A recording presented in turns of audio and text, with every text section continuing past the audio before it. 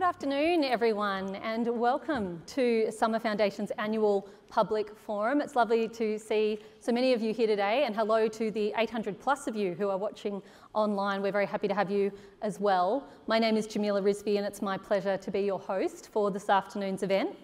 Our conversation today is being held on the lands of the Wurundjeri people of the Kulin Nation.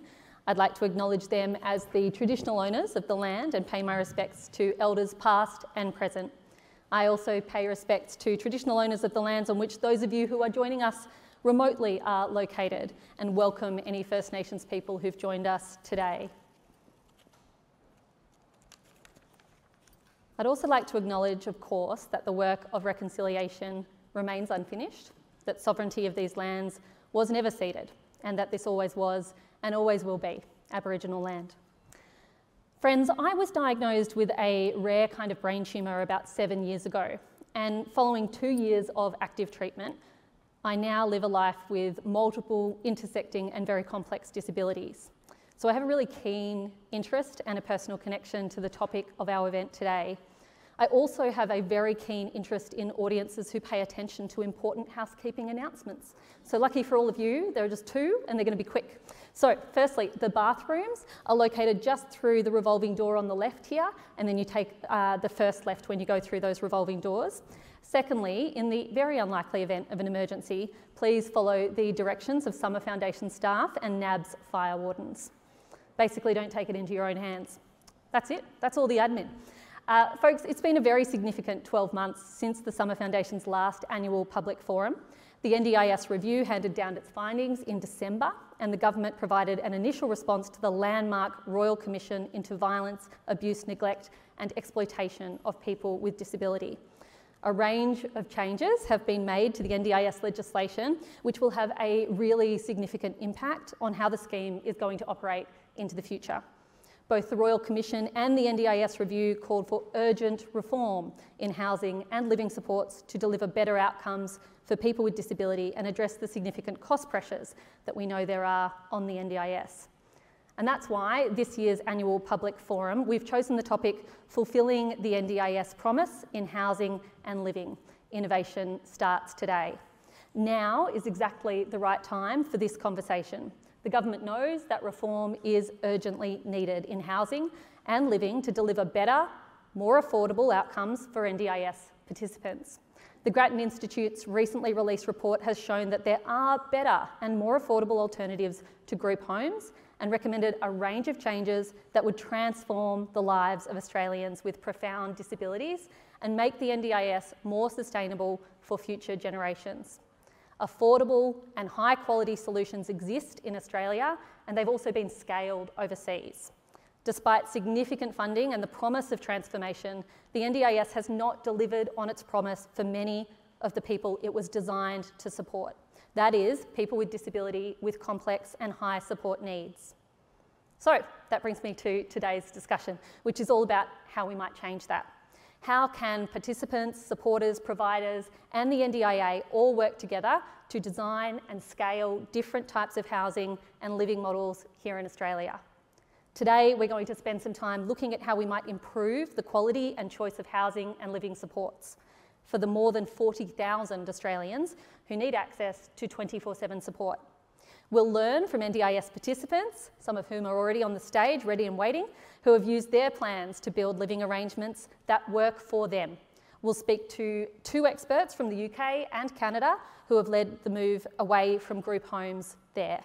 And importantly, we'll also explore what we can do differently to ensure we grow the range of housing options for people with disability in Australia and ensure that we deliver better outcomes.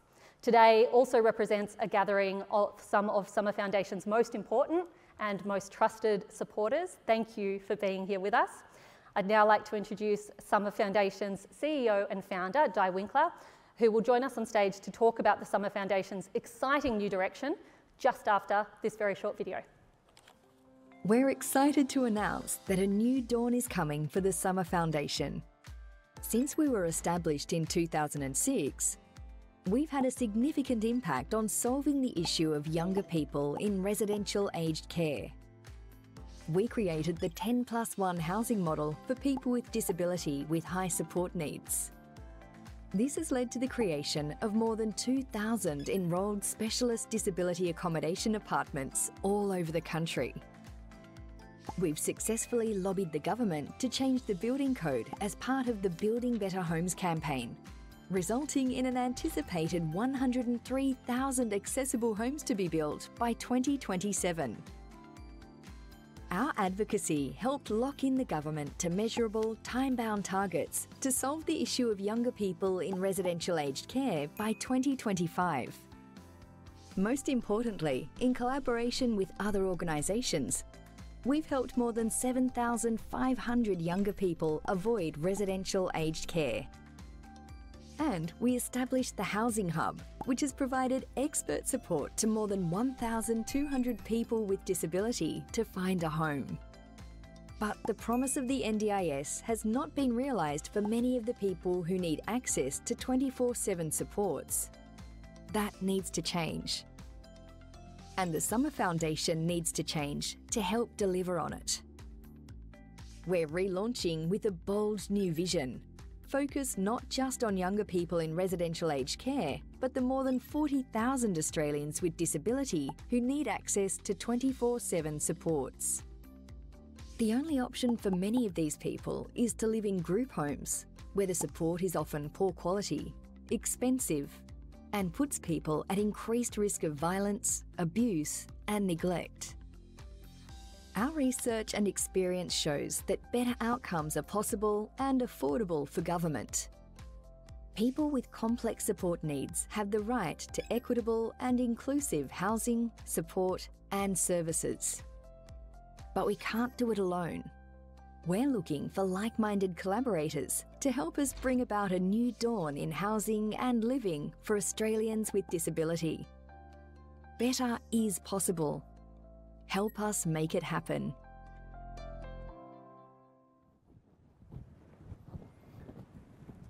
Thanks, Jamila. Hello, everyone, and a very warm welcome from me. It's just an absolute pleasure to be here today to talk to you about the next phase of the Summer Foundation. So since 2013, we've hosted the annual public forum to engage in conversations about topical issues. And this feels like the right place to share about our new direction and also just reflect on our journey so far. I established the Summer Foundation in 2006, and my interest in the issue of younger people in aged care started during more than a decade of working with people with really severe brain injuries as an occupational therapist. I was often really frustrated by the lack of appropriate housing and support options for the people that I worked with. I loved working one-on-one with people, but after family leave, I really wanted to do something bigger. So in 2005, I started my PhD to provide an evidence base about the issue of younger people living in residential aged care. As part of my PhD, I interviewed young people and their families, and there are actually some of those young people and families here today, which is delightful.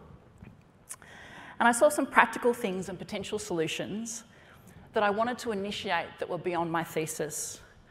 And I also realised that research alone was just not enough. So the Summer Foundation was born. So we've learnt and we've achieved a great deal over the last 18 years. In collaboration with other organisations, we've helped 7,500 young people with disability avoid aged care. But there's so much more to be done to improve the outcomes of the 40,000 Australians who need access to 24/7 support. And so the only option for many Australians with high support needs is to live in group houses, which are expensive, they deliver poor outcomes, and they put people with disability at higher risk of violence, abuse, and neglect. So we've successfully shown that residential aged care is not suitable for younger people with disability. Now we need to lift expectations about what a good life can look like for Australians with high support needs. So the Summer Foundation, we're relaunching. We believe people who need access to 24/7 support have the right to equitable and inclusive housing, support and services. So we will identify, design and scale up innovative, user-led housing and living solutions. And the Summer Foundation, we're uniquely positioned to do this. We have a track record in pioneering innovative housing models, such as the 10+1 model for specialist disability accommodation.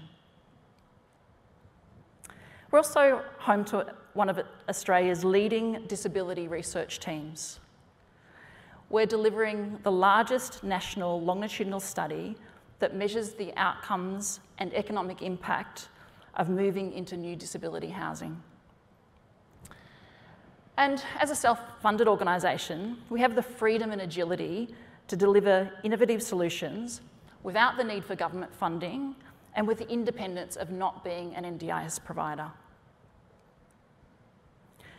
So we're rethinking the way we work and we're building an innovation engine.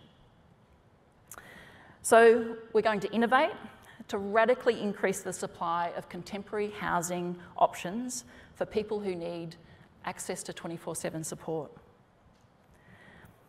And we're reimagining how support is delivered to improve life both in the home and also in the community. To do this, we need hundreds of good ideas going into the innovation engine so that we can identify the great ideas that have the most potential for impact at scale.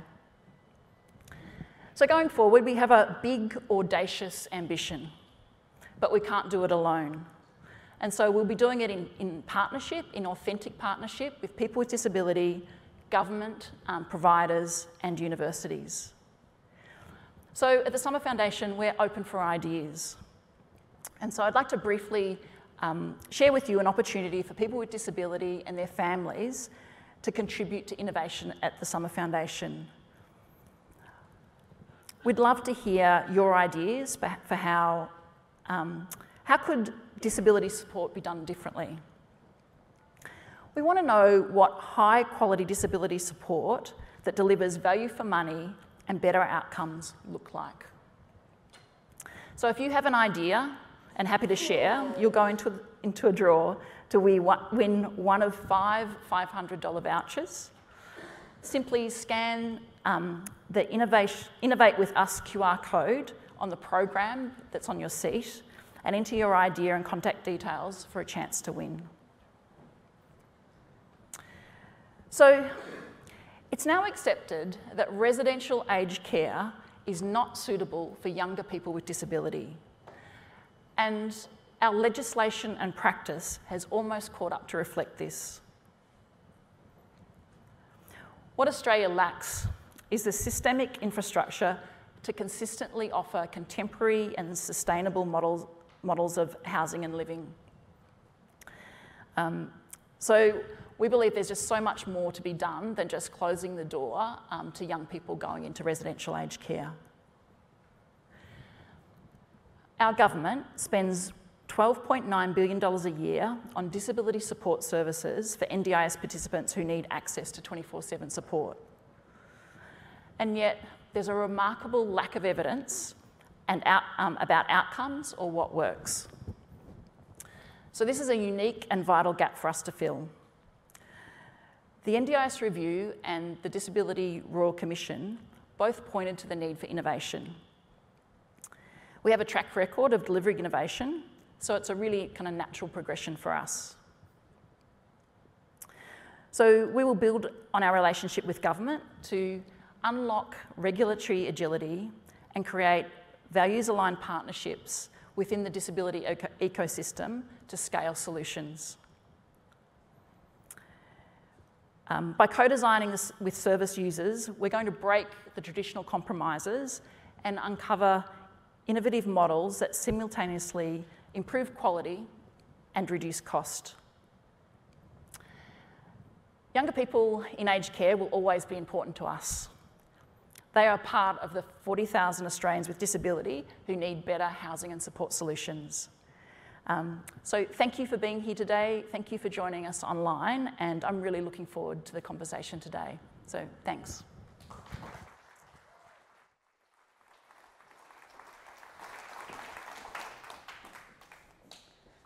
Di, thank you so much for your words. What an ambitious and really exciting future ahead of Summer Foundation.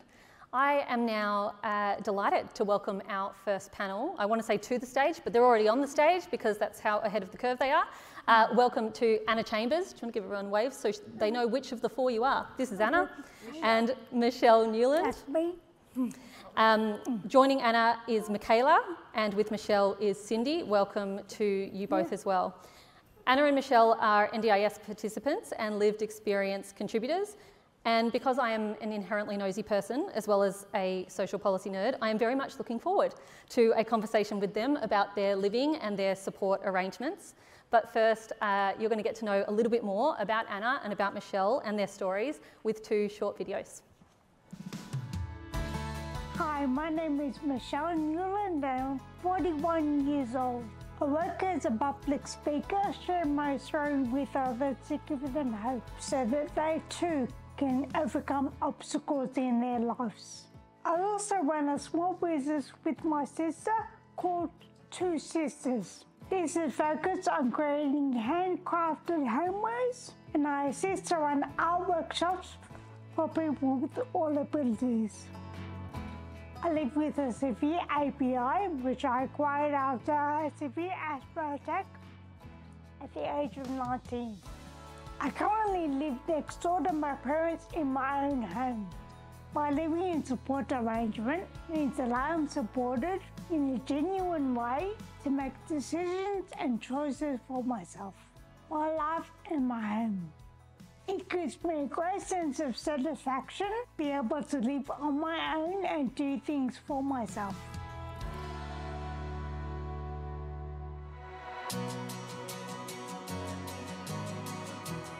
Okay, tell me when I'm ready, guys. Ready? Yeah. Are you ready, Jess? Ready. Okay. Okay. Hi, my name is Anna. I live in my very own share house, and I am so independent, having my own home. I also live with a female housemate who's from Mexico City, and her name is Alex M. Me and Alex M like to do the cooking together and make dinner. I love doing my own laundry by myself as an independent woman with no support. One thing I always got really happy to hear was Alex has dinner parties where she brings her friends and her work colleagues here to share meals with you, and you get to meet new people that you wouldn't know otherwise. So I think we really like that about Alex, that she shares her life with you. Okay, my other thing, what I like about lovely Alex is she sometimes speaks Spanish, saying hola. ¿Cómo estás?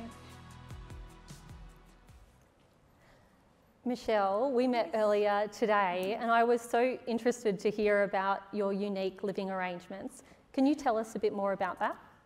I live next door to my parents in my own home.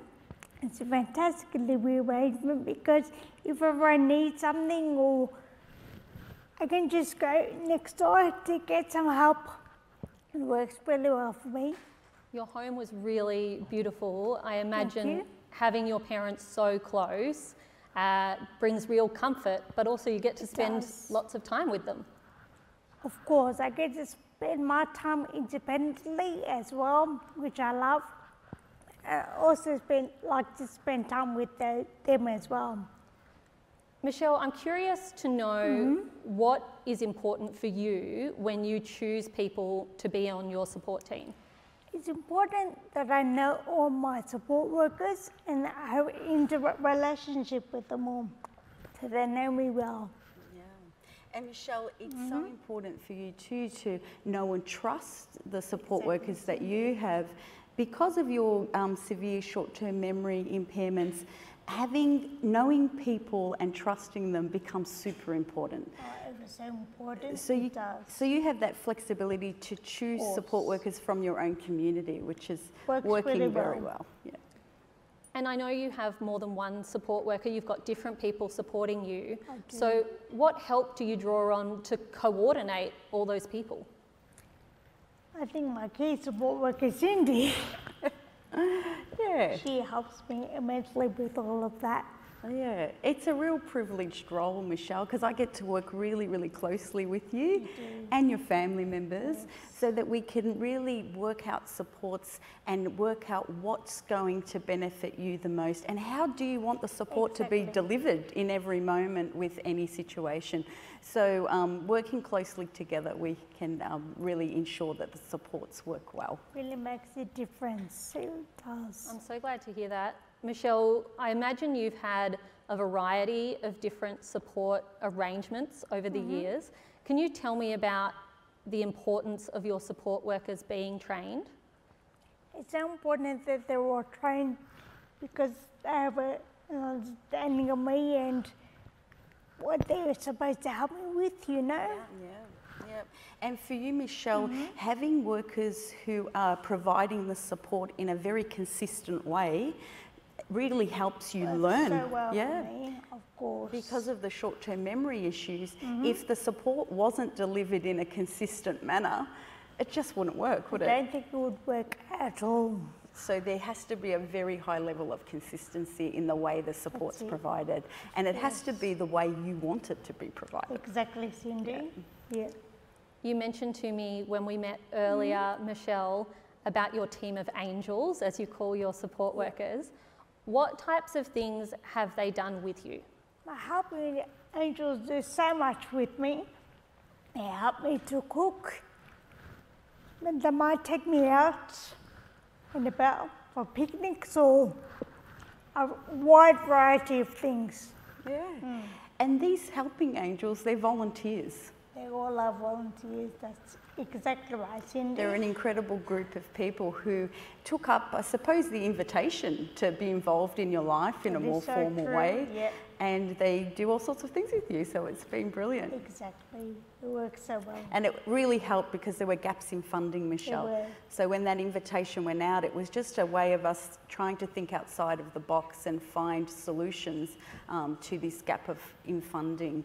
And it works so well. Yeah, and now, even though your funding's, it's good, it's adequate, but they just enrich your life, so That works they well. do. Michelle, I know that you are a public speaker as well. Can you tell me about that work and what it means to you? I share my story and what I've been through with students mainly in high schools and giving them a bit of hope that they can go through their own issues and always have the hope that they can always push forward and do the best they can with what they have. That's it. And we know from feedback, Michelle, that your hope, that you're giving them inspiration and your story is giving them hope. We know that it works because It actually does work. that's the feedback that we get. So it's been so incredible. true. And the other piece of feedback we often get, which we love, Michelle, you wanted to be a teacher when you were little. Yes, It I was do. your lifelong dream. And you still get to teach now. It might be in a different way, but certainly as a public speaker, Exactly. you have that role. I do, don't I, Cindy? Absolutely. I love hearing that you have gone out and made sure you're achieving that teaching dream Exactly in a right. slightly different way, but an incredibly important way at the same time. And finally, Michelle, what do you love most about living in your own home? Ooh. I love that it's right next door to my parents. Now, if I ever need anything, I can go next door to them and get assistance from them. Yeah, it's a really fantastic arrangement we've got. It does sound wonderful, and that balance of being able to go to your parents when you want to see them and need them, but that all-important independence sounds Means the like world you've to done me. it perfectly. I think we have.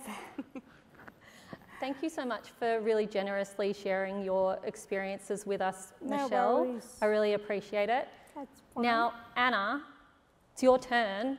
Yes. We've been waiting so patiently for so long.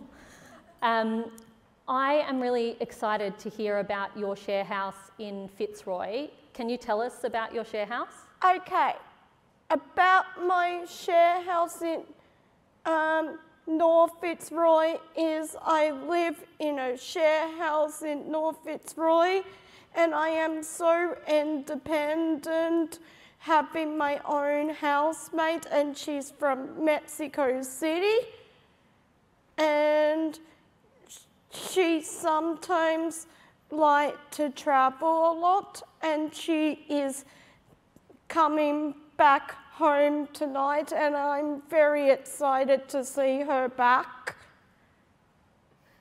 That is so good to hear. I saw you speaking about Alex M on the video, and she sounds like great fun. What kinds of things do you and Alex M like to do together?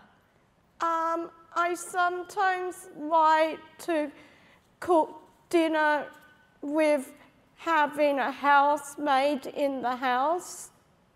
What else do you and Alex do together? I sometimes like going out on social outings, like going to the ballet and sometimes seeing the You Little Mermaid and the Barbie movie. And Alex got you into soccer? You went to... And Alex and I got into soccer. Mm-hmm. And you guys also, Anna, sometimes you both host dinner parties. So sometimes you have your friends over and sometimes she has her friends over. I normally host my friends over, and sometimes Alex got her own friends from front yard. That is so many good fun things that you're doing with Alex M. I also liked the Barbie movie. Anna, I hear you have an A-team. Yes. How does the A-team support you when you're at home? So the A-team support me on cooking dinner for my housemate Alex M. And I sometimes have a meal planner at my own home. And sometimes the A-team likes to sleep over at Anna's house like Guest does when Alex M goes away. Yeah, so when Alex isn't at the home, you have the A-team sleep over and provide support. When Alex wasn't home, I got the A-team with me, and Anna's not by herself. But they also help you in other places too. And also the A-team support me on my jobs. Mm-hmm. Like, I also work at Coburg YMCA. You've got a lot of jobs. Anna's got like 5 jobs or something. I also got a lot of jobs. I also got 5 jobs. Wow. Do you remember what they all are? I am also a hairdresser assistant at May Gorgeous, and I worked there for 2 hours. Yeah. Okay, I count 2. Yeah. Tell me about some of your other jobs. I also am a dog walker on a weekend with Anna Ross, and she's the other support worker who support me. Where's the job you're usually at today? The job I normally go today is called Joe's Market Garden. I normally go to, and it's a shame that I'm not there today. Yeah, I'm sorry. I bet they will be missing you at Joe's Market Garden. I think I know Joe's Market Garden in Coburg. I bet I've seen you there before. Yeah? Yeah. What sort of work do you do when you're there, and how does the A-team support you there in your jobs? I also sometimes make the customers a cup of tea for people. Yeah, you make tea for the volunteers. And I sometimes make a cup of tea for the volunteers, and they're very happy to see me. And that they love you. And I got lots of bosses who liked me. That's true. I'm not surprised by that. Anna, I've got one last question for you. Yes. What do you like most about your home? What I like about my home is I really like the Kylie Minogue poster in my room, and I'm a bigger fan on Kylie Minogue, and I want to see her next year. Well, I hope that happens, but what about your house, Anna? I hope it does happen if I can get tickets, if my mum lets me. I'm crossing my fingers for me.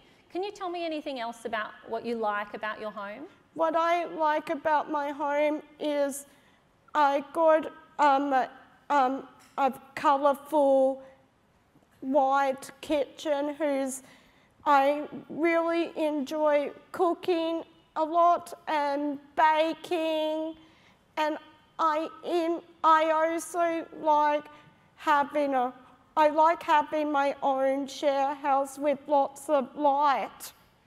Hey, Anna, can I say what I like about your home? Yeah. Because I've known you since before you lived in it and since you've moved in, and I've watched you step into your own life and take control of it, where before you were checking with your parents a lot. They cooked all your meals, did all your laundry, got you ready for work, and now you're doing a lot of that for yourself. Also, I need to say something else. I also moved out from home, from my parents' house, and now I'm more independent, and I like living at my mum and dad's place a lot, just for a weekend. And I also do Special Olympics at 4 p.m. I've heard about your competing in the Special Olympics, which sounds incredible. Anna, I want to say thank you so much for telling us about your home.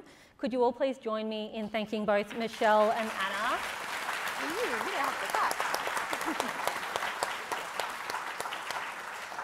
Thank you both for generously sharing your stories. Thank you also to Cindy and Michaela. We're going to have another video now, and this time hear from Stephanie about her brother Bill's independent living arrangement in Western Australia. Thank you so much to our panel. Thank you. Welcome, Stephanie. Hello, my name's Stephanie. I'm guardian to my brother Bill, alongside with his twin sister Fiona. I would like to tell you a little bit about Bill's story. Can you tell us about your brother Bill? So at birth, Billy was born not breathing, and they have brought Billy back, and alongside that has come cerebral palsy and brain damage. Today it would be autism, which is a big part of his disability. He's got two sisters. One is a twin, and there's 13 months between all three. So we're very, very close. Growing up, Billy was always with myself and my sister. He used to go everywhere with us. So he would come to parties with us. He would come out motorbike riding within reason. We always treated Billy like he didn't have a disability. Can you tell us about Bill's experiences in group homes? At the age of 18, my parents had got a divorce. And the big question was what was going to happen with Billy. Myself and my sister, obviously being 18 and 17, we couldn't take Billy on to care for Billy full time. Back then, the main thing to do was like an institution, like a group home, which Billy went into. At the time, I didn't know there was any other option. This was a really very difficult time for Billy, as he lived a life where it was very free, independent, was always with his family, to then be put into a group home environment where it was just a lot different. Not being able to communicate verbally, a lot of it, he would become quite violent, and his world was getting quite small in the sense of not being able to do as much because of the behaviours that he was facing. A lot of medication was brought in, which was quite sad to see, because it was somewhat feeling like Bill was sedated a lot of the time when I would have him. Can you share Bill's journey to individualised living? We decided after about 6-7 years of Bill being in a group home to try and get Billy to live independently as much as he can with in his own home. So it was a fight that to try and get this, but we ended up being able to get Billy to live in his own home. He pays for his rent through his pension, and then we were just blessed to be able to find a co-resident named Everett. He's now become family. So co-resident, so that means that Everett lives in the house. He doesn't pay the rent. He lives there, but he gets paid a wage. It's like a 24-hour roster, and he gets paid minimum hourly rate for that. We then also, to give Everett respite, we have staff come in. They are the same staff on a weekly basis that come in to support Bill. So he knows who's coming in on what day, and that stability is extremely important for Bill as he needs to be able to trust people. How has Bill's individualised living arrangements improved his life? To see my brother now, and he has his own home, and he's so proud of his own home. I've got 4 children. We go over to Bill's house and have dinner. Bill regularly comes to my house and we have sleepovers, and I absolutely love gardening, and so does my brother. So it's just the simple things like that. He's been able to have the freedom of living the best life he possibly could have. What advice do you have for anyone in a similar situation to what Bill was in? With the right people behind you and offering the support, I highly recommend that people seek their options and can hopefully live a great life like my brother. And the pressure of being a guardian for my brother is I can be his sister now. Thank you, Stephanie and Bill, for sharing your story with us. What a wonderful story, and a great demonstration, I think, of the benefits of moving out of group homes and being part of a local community. We know that there are pockets of better housing and living options that are currently available for people with a disability in Australia. And so to continue the discussion about how we can increase the availability of those options for more people, I'd like to introduce our second panel for the day. Welcome to all of you. I am just going to shuffle my chair forward so I can actually see everyone's face, which feels important. Joining our conversation today are Dr. Sam Bennett, Disability Program Director at the Grattan Institute. In the middle there, sorry, I'm not in order, everyone. Jo Collins, who is Branch Manager, Home and Living Reform at the NDIA. Rod Davies, who is CEO at One-to-One, and Dr. Mark Brown, who is a Senior Research Fellow at Summer Foundation.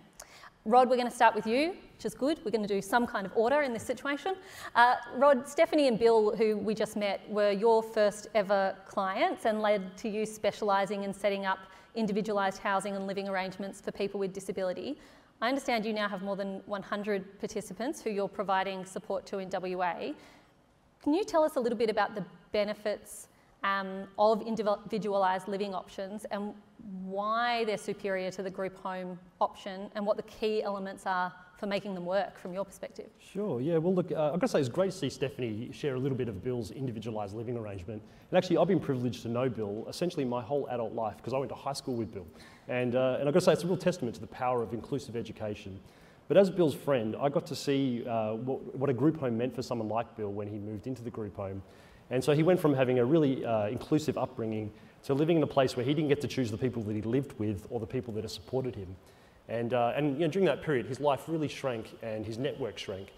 And as a consequence, you know, Bill reacted to that through his behaviour escalating, and he began hurting other people and himself. And over time, he moved from one group home to the next till eventually he ended up in a group home for people with similar behaviours to Bill. And as you can imagine, that did not make his life better. that made his life much, much worse, you know. And it's not to say the organisation that supported him was bad. They're a good organisation and the people who work there are good people.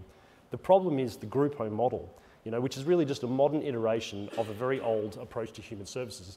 That is that we go out as a provider, we build an institution and we fit people into our mechanism, you know. And you might think, well, you know, group homes are not institutions, but they do follow the same pattern of people having to conform to the house, the organisation and the staff that comes with it.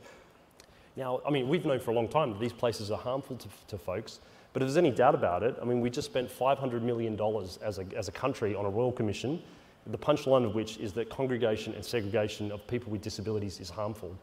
So individualised living is a different paradigm. It's a different approach to it where you say, you know, let's design that one service around that one person, who they are, what do they want, and what do they need, and develop the service from there. So if you like, conceptually, you know, we design the service around the person rather than the person having to fit the service. So in Bill's case, you know, Bill's a guy who thrives on predictability and relationship.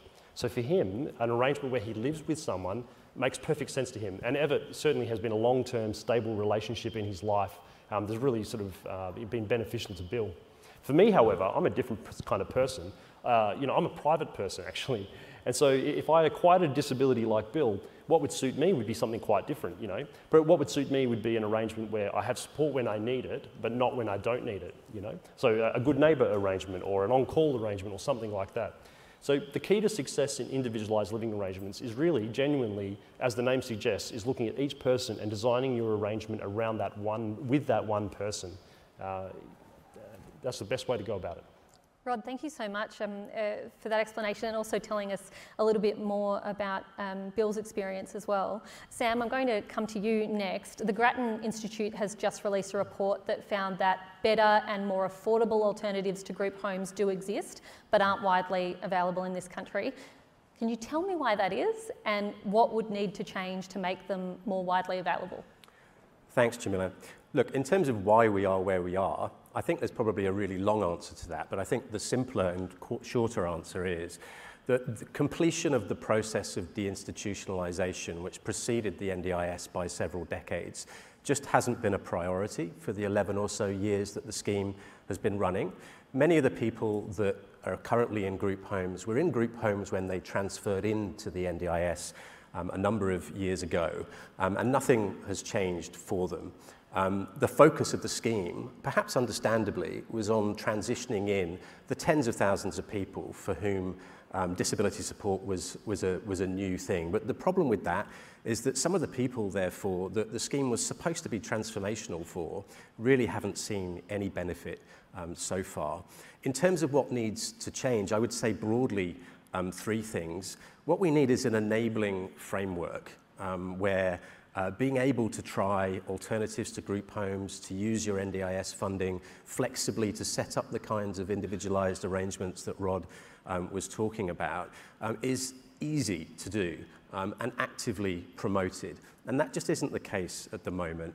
People really do have to build those kinds of arrangements, more or less in spite of the system, rather than because of it. It might be there's a bit of luck involved. They bump into an individual or an organisation that can help them to understand those alternatives and how they might work for them. But that isn't what happens for most people. So there's a lot to do just to create the right environment, I think, so that people can see the images of possibility of what might be different and how it might work for them or their loved one.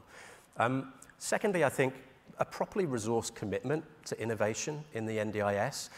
We haven't really seen that to date, but it's vital. And I don't mean entirely new things necessarily, although there will be many new things that can happen in this part of the scheme, but also scaling up the contemporary best practice that exists in pockets across Australia, but is entirely absent in large parts of the country. We've seen some good stuff that the NDIA initiated, some home and living demonstration projects that are promising, but it's nowhere near enough. There needs to be a much bigger program of work to really ensure that these kinds of options are available to people across Australia. And then finally, I think there needs to be some acknowledgement that the 24/7 population of people that we're talking about and that Summer Foundation's new strategy is aimed at. There are different groups of people within that will need a quite different approach when we're talking about alternatives. There are those folks that I just talked about in group homes that have been there for an awfully long time, and they deserve alternative choices and options to choose between. We might not expect too many of them to take those options up quickly. If you've been in an institutional setting for a long time, perhaps that's not as easy as we might hope it should be. But people that are on a pathway to a group home, but are currently, say, living with aging parents that will have intensive support needs that the NDIS needs to meet at some point in future.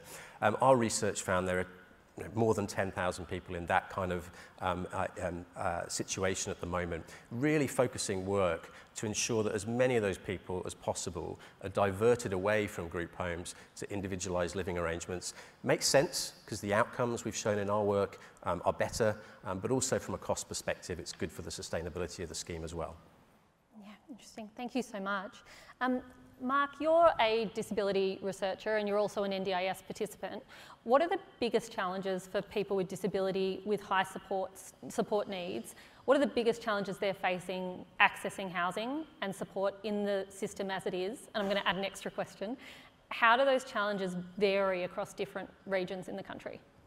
Sure, yeah. Well, over the past decade of the NDIS, I mean, there's certainly been success stories, which we've heard about today as well, but there's some common frustrations for participants that seem to come up again and again in the research and the feedback. I want to talk about three broad areas. I think one is the difficulty of navigating the bureaucracy of getting individualised funding. From the participant's perspective, having a lot of uncertainty about what am I actually eligible for? How do I prove that I'm eligible? How will things change over time? How will my funding change over time? And what's the timeline for waiting for plan approval decisions or for getting clarity on what I'm allowed to do?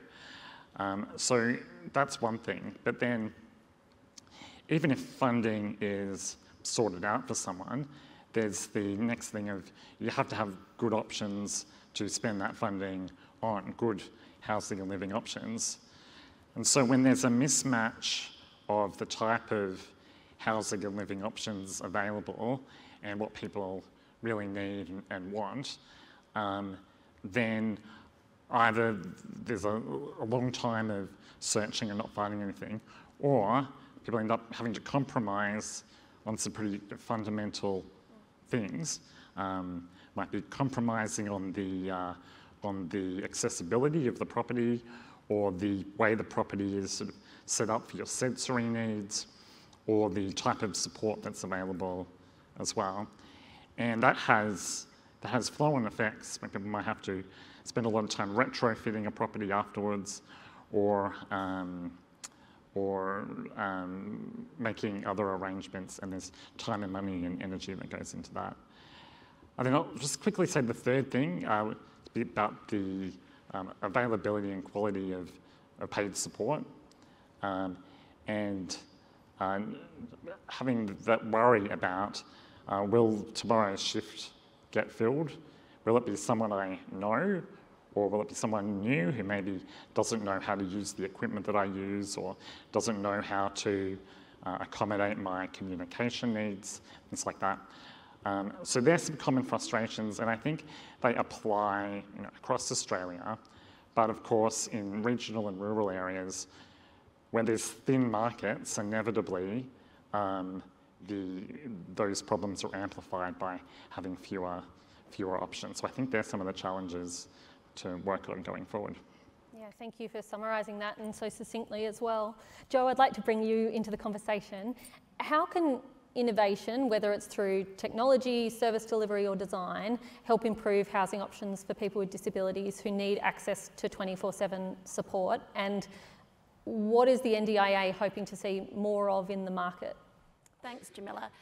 I think innovation certainly is critical to supporting more people away from group homes and out of group homes. it's an area that will require multiple people to work together, the people that we've got here today and people on the panel, to bring together those ideas around how innovation can occur and be facilitated.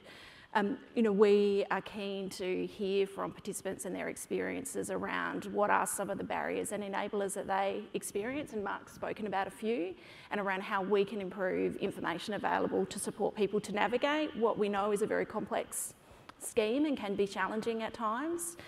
In terms of what we'd like to see, we'd like to see a range of other options available to people, more options than what there are now, both to support people to move out of group home arrangements where that's what their goal is, and also to divert people and have a range of different things that are person-centred and have been designed by people with disability to support their own individual needs. Thank you so much, and thank you to the panel for your responses so far. Please don't go anywhere just yet. We're going to come back to you in a moment. We are going to take a brief pause, though, everyone, to hear from Ewan King from Shared Lives Plus in the UK and from Rochelle Hole from the University of British Columbia. Shared Lives Plus are the UK's peak membership charity for home share arrangements and represent more than 10,000 shared lives carers in the UK. Rochelle Hole is the co-director of the Canadian Institute of Inclusion and Citizenship at the University of British Columbia. British Columbia has made some really significant strides in the last 15 years in phasing out group homes. Rochelle's research in particular, her interests are in the effectiveness of home share and other innovative disability housing arrangements. So we'll hear from them and come back to the panel. Introducing Ewan King, CEO, Shared Lives Plus. Hi, I'm Ewan King. I'm the Chief Executive of Shared Lives Plus. We're a UK-wide charity. Our role is to support the shared lives sector to grow and to diversify and to improve and to reach its potential. What is the purpose of your organisation? Shared Lives is a very high-quality form of person-centred care.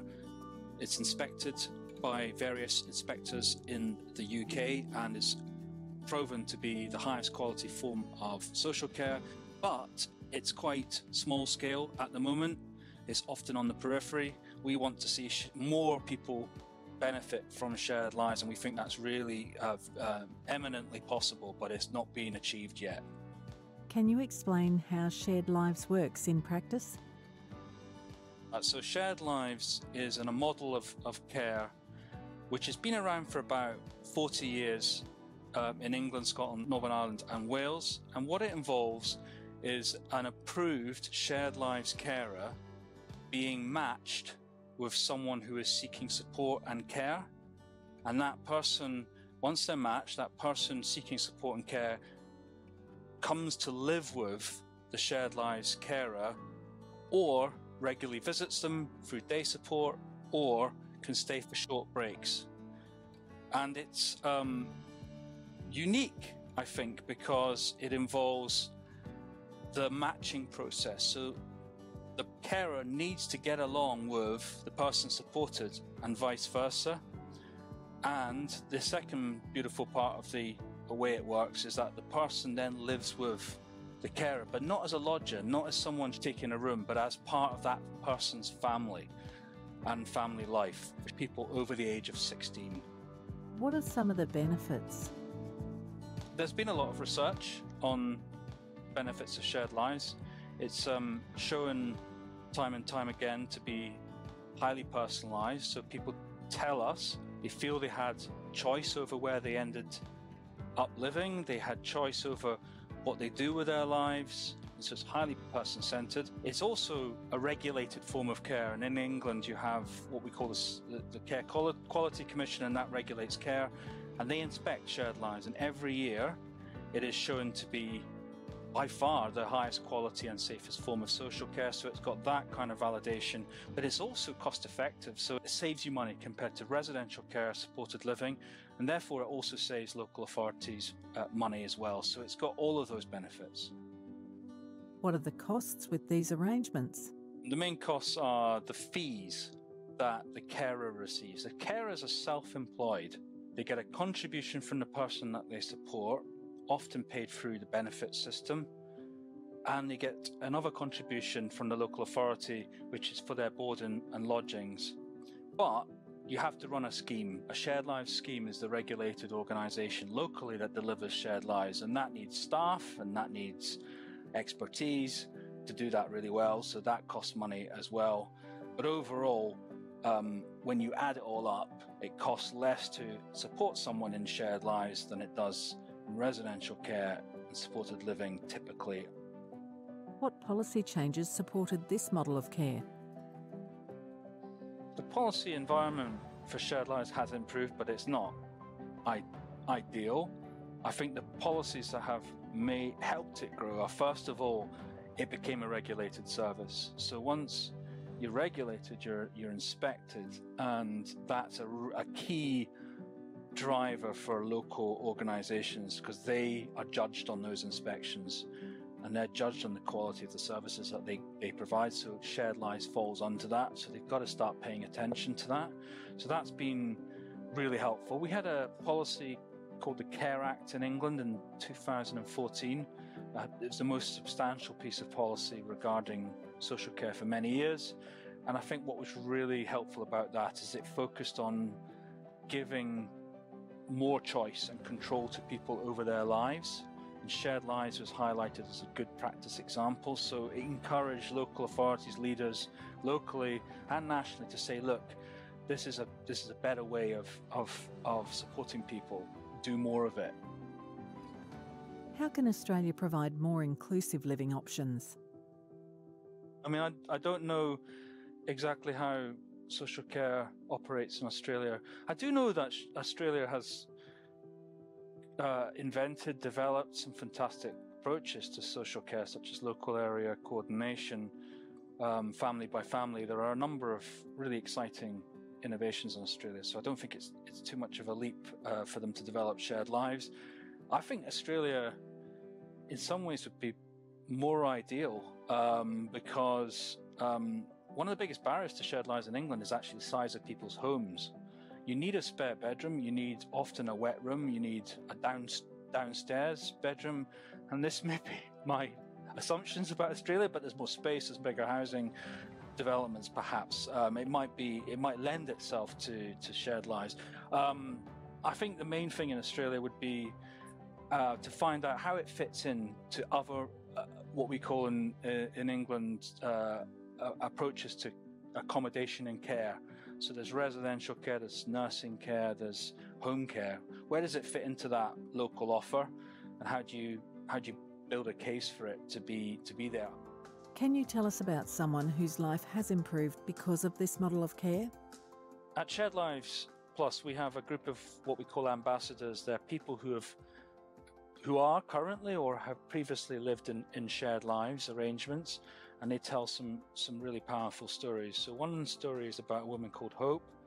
She had profoundly difficult mental health problems.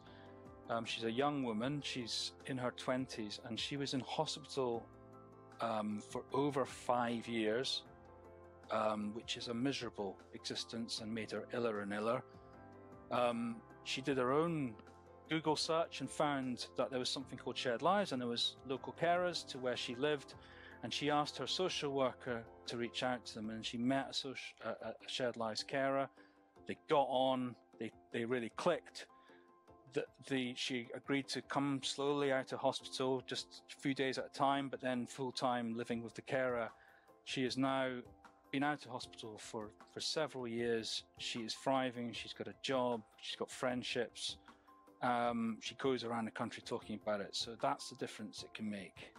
What would you like to say to people attending our forum today? So for everyone at the forum, I would encourage you to have a look at our website. If you're ever over in the UK, do have a look at a Shared Lives scheme. Get in touch with me and I can help you visit a Shared Lives scheme and visit some carers and people who are supported by carers. There's lots of inspiring material about the difference that Shared Lives makes to people's lives. It really is a wonderful and special way of supporting people, so have a look. Thank you. Thank you, Ewan. Introducing Rochelle Hull, University of British Columbia. Hi everybody, My name's Dr. Rochelle Hole, and I'm joining today from the unceded traditional territory of the Seal people in the interior of British Columbia in Canada. I'm a professor in the School of Social Work, and I'm also co-director of a research institute at the University of British Columbia called the Canadian Institute for Inclusion and Citizenship. How has Canada moved away from group homes? So here in BC, we've been moving away from what we refer to as congregate care, or sometimes referred to as group homes, to more independent living, or what we're calling inclusive housing in British Columbia. That said, there are actually 3 types of funded home support options here in BC. The largest one is what we call shared living, or you might know it as home sharing or host family options. The other is independent living or supported living. And then we also still have staffed living, or what we refer to as group homes. So when we look at what the housing options that exist in BC, funded housing options, shared living or home sharing is really the largest residential option in BC. And in fact, when I did some research on home sharing in 2012, home sharing had risen by over 350% as the most common housing option. So some of the factors that have led to this prioritizing of inclusive housing really have come from the cost associated with group homes. Home sharing specifically is significantly less expensive than traditional residential support models. So that's one of the reasons why it really has taken off here in BC. I think one of the other really big factors that have contributed to our commitments to independent living or more inclusive housing is based on research. We know that group home living arrangements, regardless of their size, have multiple problems. The research talks about inflexible schedules, high levels of staffing and control, incompatibility of roommates, the inability to adapt to residents' changing needs and preferences over time. And I guess also one of the big things is low levels of personal choice and autonomy regarding what activities people can be involved in. What are the best housing models for social inclusion? We've got a number of examples here in BC where different societies have built, say, low-income housing, or sometimes in co-ops you have ranges of different costs for living. And what they really try to promote is an inclusive and diverse community.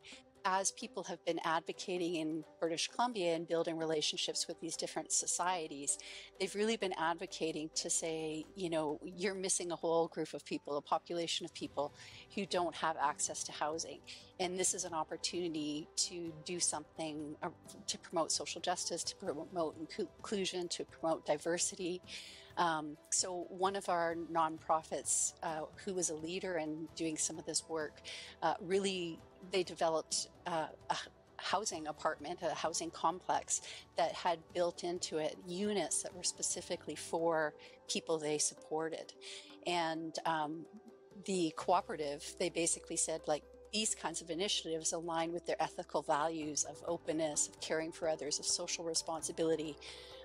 So those kinds of initiatives with co-ops really offers affordability, it encourages community and diversity, and it also encourages inclusion. So I think that's a really neat example of how you're looking outside of the sector, outside of the community living sector, to say, what are the strategic partnerships, and recognizing that you have to think about what levels of government can help be partners and collaborate to make those opportunities available for folks.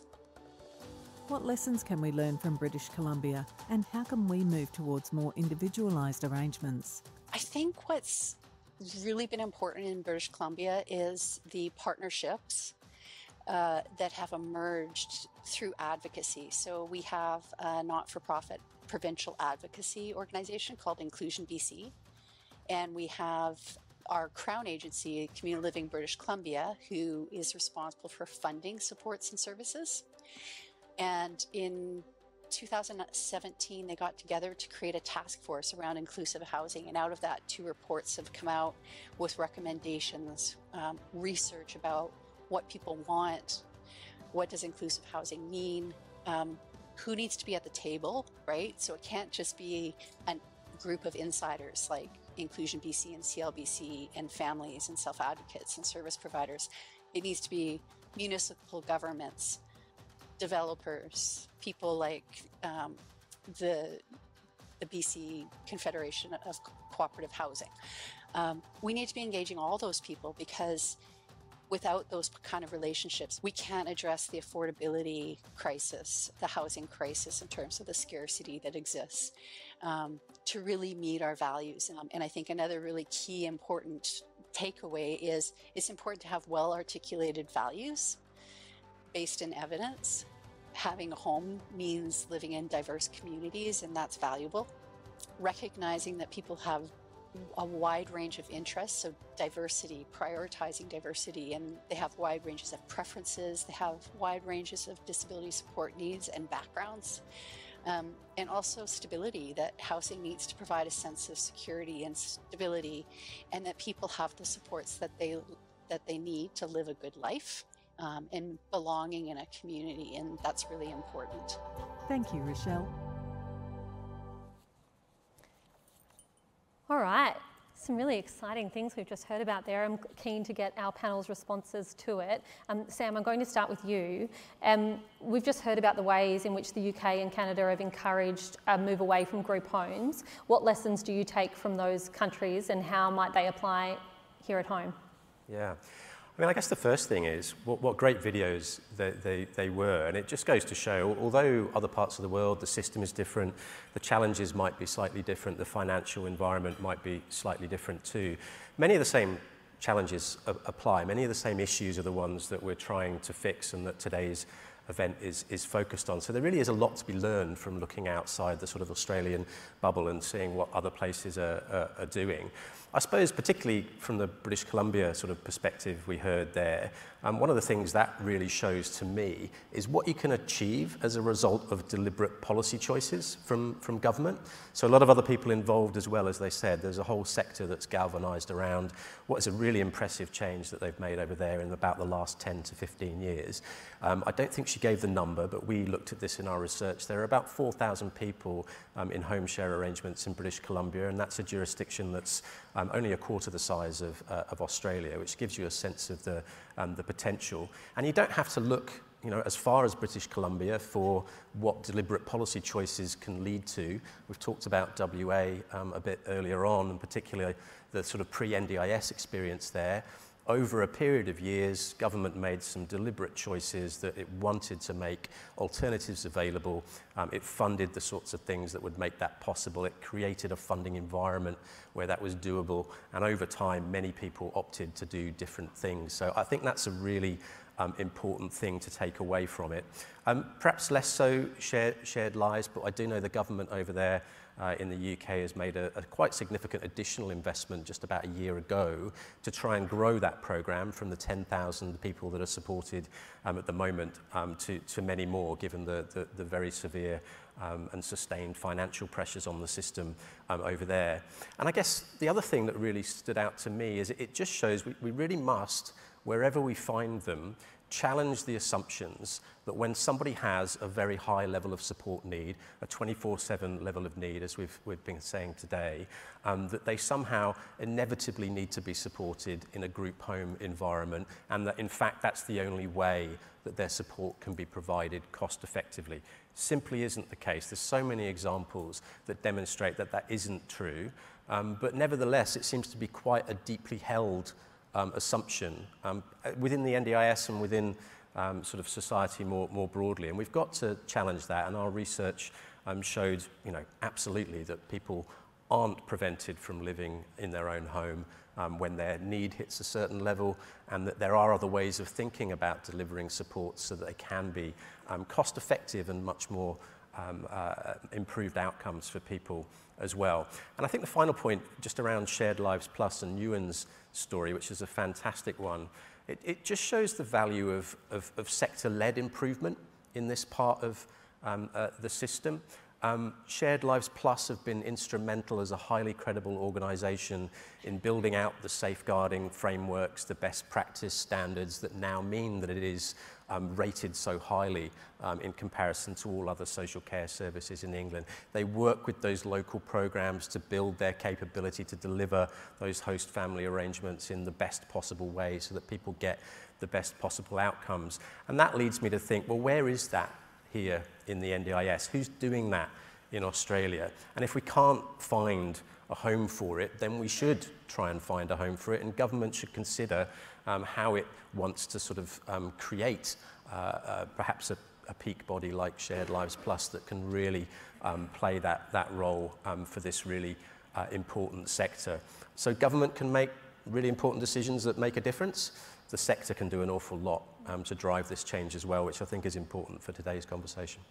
Some really strong points, especially emphasising, I think Ewan kept repeating choice and control, that idea of trying to push back on those assumptions around a group home is where it's at, this is what we're doing, that idea of choice and control and really putting power back in the hands of people whose lives are going to be most affected by the decisions. Rod, can you tell us a bit about the strategies that your organisation's using to promote independence for people with disabilities while balancing that with providing the necessary support they're going to need? Sure, yeah. So we undertake a process of what we call service design for each individualised living arrangement that we become involved with. So the method that we use was created by Dr. Michael Kendrick. Some people may be familiar with him, but there's other ways to do it. MAP and PATH are two methods that the individualised sector kind of often uses. But what we do is, before we set up an arrangement, we spend time really trying to understand who is this person at a deeper level. And what we're trying to do is peel back the onion about, like, you know, not just looking at a list of sort of OT report issues, you know, showering and toileting and behaviour and whatnot, but really who is this person and designing those things. If you only focus on the things in an OT report, most likely you're going to miss the things that are really important for this person to have a good life. Now, when we go through our process, we look at specifically a whole range of areas, but one of the things that we look at is autonomy. You know, we ask the question, how can this person be as autonomous as possible? We ask the question, you know, how do they make decisions for themselves, which are big and small? We ask, you know, how are their rights upheld? And we do that in a kind of a context of safeguards and ensuring that people's needs are met. So if you do your service design, your service planning at an individual level with that kind of perspective, I think you're more likely to get a service that balances the needs for people to be independent, whilst also ensuring that they're safe. So can I give an example? All right. So a few years ago, we met a fella who has autism, and he has some very significant behaviours. And so in his previous service provider had been supporting him in a highly rostered 3 shifts of 8 hours a day in his own home. So very expensive, and it wasn't great. And so when we undertook this process, it became very clear that actually what he was communicating by his behaviour is leave me alone. You know, I want space. Could you imagine what it's like to have someone in your house all the time? It would drive me nuts, and it was doing that for him. So in partnership, you know, partnership with him and his family and his network, we designed a service whereby we have a small but really dedicated and highly skilled team of people who spend time with him throughout the day. So he does need support, no doubt. But when it's safe to do so, they go home. They go home and they support him via the telephone, because he can use a phone. Now, if they are needed, they jump back in the car and go back to his house and help him out. But what that's meant for him is it's been amazing. You know, he's a completely different character to the person we met 2 years ago, because we've fundamentally understood who he is and designed the service that way. The last point I might make is that this isn't something that you do once in a planning or service design, kind of a system at the beginning. It's actually something you've got to do constantly, because these individualised arrangements are constantly evolving and changing. You know, much like our lives constantly evolve and change, so do these arrangements. So you've got to kind of ingrain this sort of thinking into the fibre of everything that you do. Thank you for sharing that example as well. I think that really helps us all understand, because when you think about it for yourself, I remember when I first acquired brain injury, the first 6 months wasn't allowed to be alone. And you know, my family are great, but they're not that great. You know, there's sometimes you need more space from people, and it is difficult when you're balancing things like gratitude and a requirement of independence. It's really, really tough going. And I think sometimes we make assumptions without thinking about what the lived experience is actually like.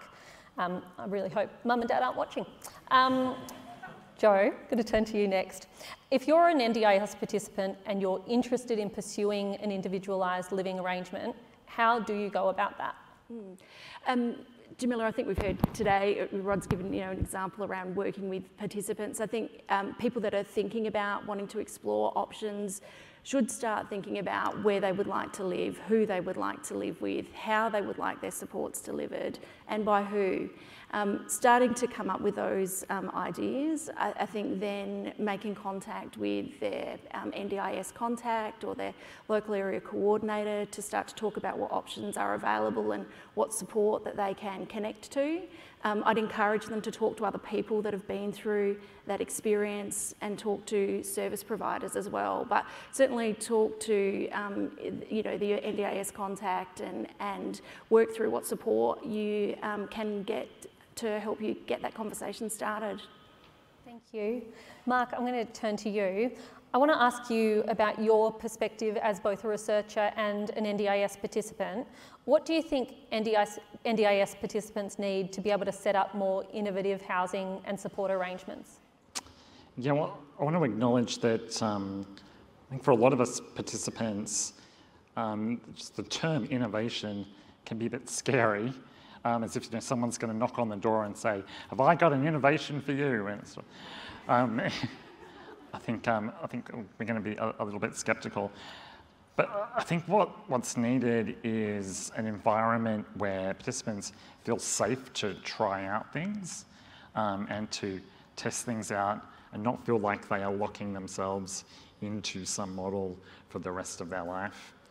And I think for that to happen, there has to be a mindset on all sides that trialing something is about gathering data, if you were, evidence, and there being a feedback mechanism to say, I like this aspect of it, this really didn't work for me, and that models refine over time for that individual person, so that you feel like you haven't bought a prefabricated model off the shelf, a prefabricated lifestyle, but that over time you sort of forget what the model was originally called on paper and what it was called in funding terms. But it's like, this is my personal model. This is I do my own individual way of living. So that's what I think needs to happen. It's really well explained. I think, when we think about, for any of us, when you think about a big shift, a huge change in your life, a lot of the fear is about, well, what if that's not going to work for me? We've got to have an approach where testing and learning means you can also test and fail and have to try something different. Before we finish today, I'd like to ask one final question and put it to all of our panellists, and we'll start with you, Rod, and we'll go down the line in the way I hoped we would be doing things, for my poor memory.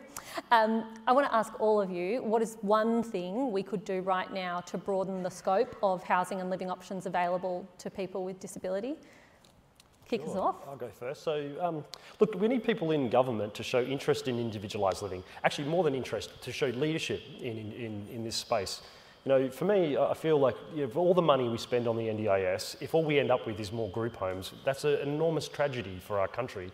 As the Grattan Institute report shows, we have to operate within the funds that our country can afford, but we can do individualised arrangements and in a way that's financially sustainable. But what it needs, so we can do it already, but what it needs is leadership and someone to create a vision for our country where if you have a disability, you ought to have the right and the kind of expectation, if you choose, to live in your own home and have supports tailored to you. And I think if we had that kind of leadership, all the other bits and pieces that are needed to facilitate that would sort of fall in line behind it. So I think that's what we've been lacking for the last, I don't know, however many years. But mostly I think because the public discourse around the NDIS has seemed to be more around bureaucracy and that kind of thing, rather than what are the outcomes that we're seeking to achieve for people. Jo, feels like a perfect moment to come to you. Thanks. I think for me, and I think about it through the lens of NDIS participants that I talk to through the course of my job. It's about sharing the experiences around how people have been able to achieve those great outcomes and how they're able to do it now, rather than needing to look to bigger changes in the future. The stories that I think we heard today from Michelle and from Anna, I hope being able to give exposure to that and sharing those will spark ideas and thoughts for people to want to try and consider other options for them where they can see people are living really great lives in the community. Yeah, thank you very much. I agree. The sharing piece and the ability to go, that's interesting, that works for you, it might work for me, is really critical. Yeah, so look, I agree with what's been said. I think the main thing is to make it a priority. That's what I would love to see as a first step. The research that Grattan Institute did, we didn't find that there was any big legislative changes that were required. We didn't find that there were significant changes to existing policy settings that were needed. What we really need is some conviction, some leadership, some drive, some momentum behind this, and a program of work with some ambitious goals. And that's one of the things that we heard from Di earlier in terms of Summer Foundation's particular contribution to that. But we can make this happen. Other places have done it. It doesn't have to cost more. It will deliver good results, but it will require that conviction and that drive. And that's both in terms of government, and I think what better time than now? NDIS reform is a huge thing at the moment. It's a vast priority for government. You could say it's a very congested space. There's not a lot of bandwidth there, perhaps, but a lot of the change that's happening at the moment is anxiety-provoking. I think a lot of it is necessary, but why not galvanise some momentum and coalesce some enthusiastic reform around fixing this issue, around progressively reducing the NDIS's reliance on institutional models of support and making alternative arrangements much more widely available. I think there'd be such a lot of enthusiasm. There is in the room today. There'll be in many communities across Australia too. And even if it isn't government's #1 top priority today, it can be the sector's. The sector can do a lot in and of itself. It can come together to drive the momentum, to create the enthusiasm, to share the stories that will really give us a chance of making a difference. Thank you so much, Sam. Mark? Well, I think for participants individually, I wonder if maybe we need to sort of purposefully take on the mindset of thinking about, well, what would I be willing to try out in the future, even if just in a small way, and what were the conditions I would need to be able to test things out, and communicating that, sharing that among peers, sharing that with providers, and taking leadership as a participant of the kind of innovations that might happen, and then as when things are working well, sharing that knowledge and experience of what you've achieved so that others can benefit from it. Thank you so much. And that brings our conversation today to a close. Could you all please join me in putting your hands together and thanking the members of our panel?